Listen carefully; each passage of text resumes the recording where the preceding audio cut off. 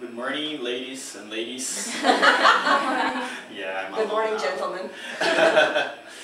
So, when Carrie told me about this topic of whole model, I really liked it. A lot of ideas, basically stupid ideas at the beginning popped into my mind. My first idea was, oh my god, my role model is Master Yoda of Star Wars. He's so wise and calm, and he speaks so fluently. I want to be like him. And then a few seconds later, no, I think I prefer Batman. You know, he has the most awesome power, the economic power. He can buy everything and everyone likes him, everyone respects him. He is my role model, I must be like him. So I kept a few time with thinking about crazy role models, and after a few time I stopped to think seriously about this topic. It took me seconds, minutes, and even a couple of hours, and I had no ideas. I think my concept of role model was being too perfectionist. I mean, for me a role model had to be too perfect, had to be too many accomplishments and achievements and qualities, and can't have any weaknesses. So I couldn't think about a role model. I realized that I don't have a role model. I prefer to say that I suffer from influence from other people.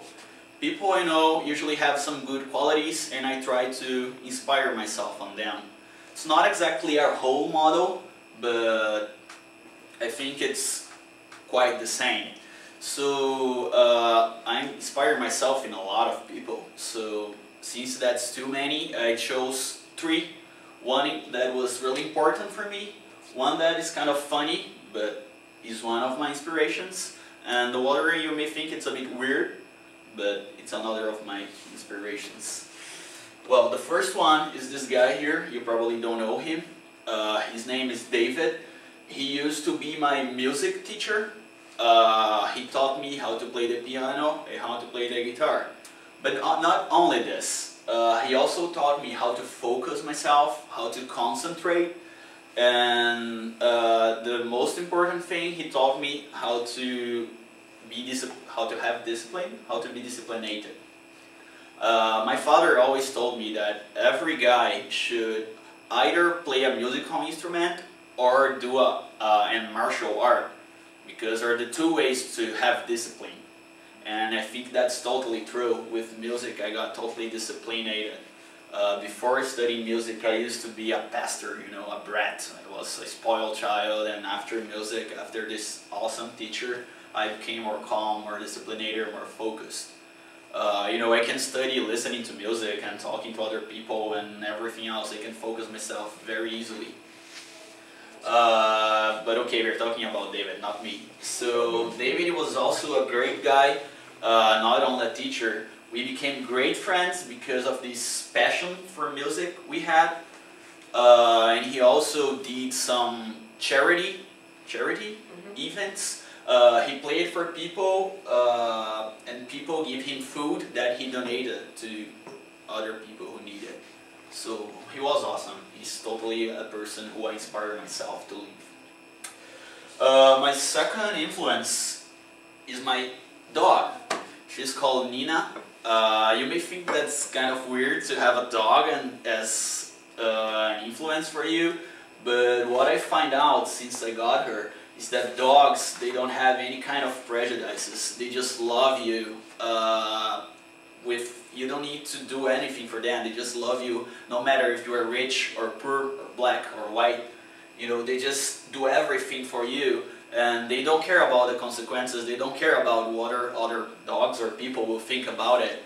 So I think human beings have to learn a lot with the animals. You know, I think we waste too much time trying to figure what other people will think about us. So I think we kind of not enjoy ourselves because we are afraid of what the other people will think about it.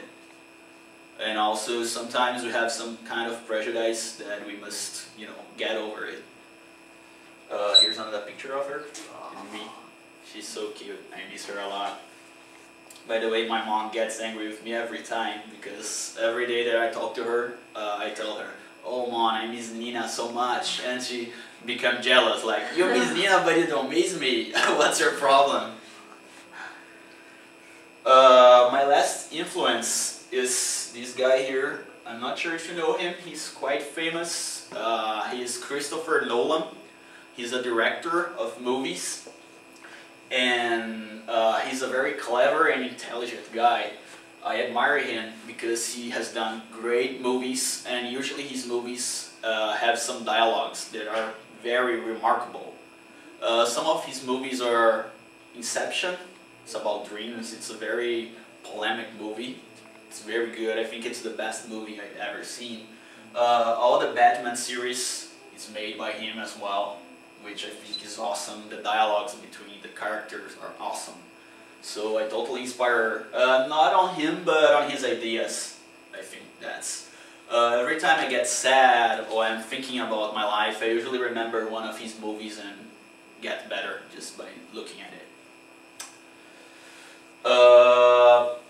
So what I'm trying to show you through these examples is that, how can I say,